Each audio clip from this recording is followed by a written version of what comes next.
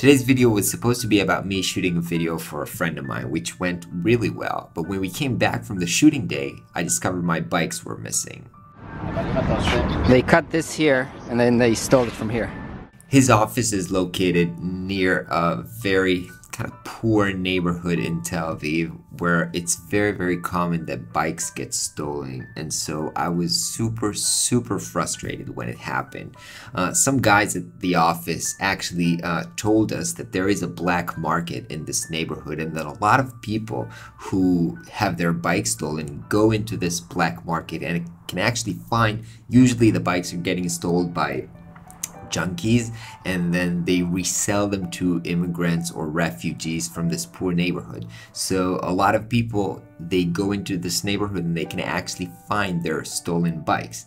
So my friend was feeling super bad that I came to help him with a video and then ended up with a stolen bike. He said, "Come on, we're taking my scooter and we're going around, try to retrieve your bikes." So we were hanging out in this neighborhood for like 30 minutes, scouting every street, going into every alley and trying to find my stolen bike. We were stopping people in the street who had similar bikes, actually stopped an immigrant who had a very similar bike, but it wasn't exactly mine, and he told us that he would have it for like 2 years. And he actually told us, come here back on Saturday and for sure you'll find it on the black market.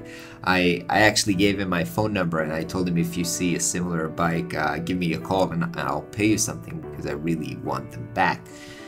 Anyway, after about almost 1 hour of searching for the bike, we got frustrated. We couldn't find them. I was already late for my next client meeting, and so I gave up. I said bye to my friend. He dropped me off and I took a taxi to my client meeting. But then when I was on my taxi heading to the meeting, my friend called me and he told me, "I found your bike. Come back to our office building right now." Bye, throw. And he told me, "Go to the security guard and ask him for your bike." I headed to the security guard and I told him, "Do you have my bike?" And he said, "Yeah, sure, I have your bike right here." And he showed me my bike in a safe room within the building. I told him, "Why do you have my bike?"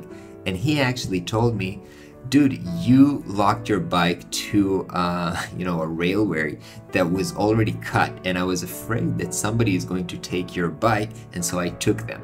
I told him, "Dude, no way. I would have noticed if I would see that the rail was cut. It wasn't cut when I locked them this morning." And he told me, "Really? Come and check this security video because I saw you locking it there when it was cut, and I was looking through the security tape to find you so I can bring you back your bicycle."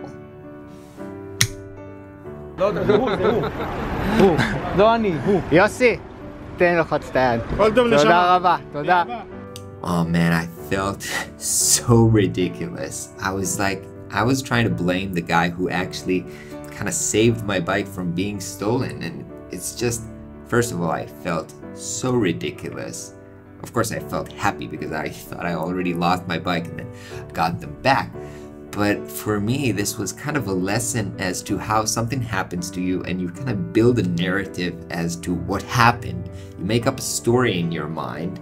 Usually that story involves how it's other people's fault or somebody else did something bad which got you screwed.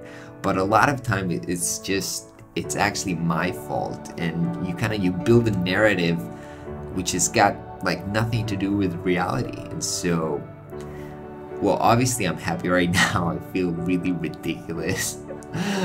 My wife went from like feeling so sorry for me to yelling at me, how can you be so stupid? And I do feel very stupid.